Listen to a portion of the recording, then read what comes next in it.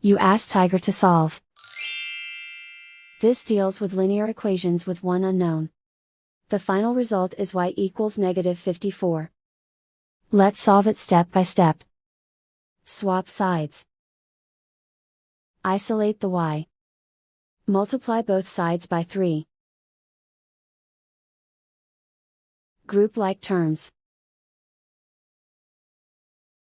Multiply the coefficients.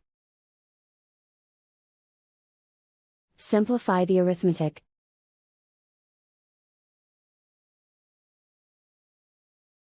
Convert the y into a positive number.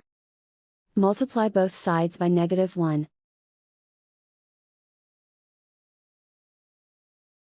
Remove the ones.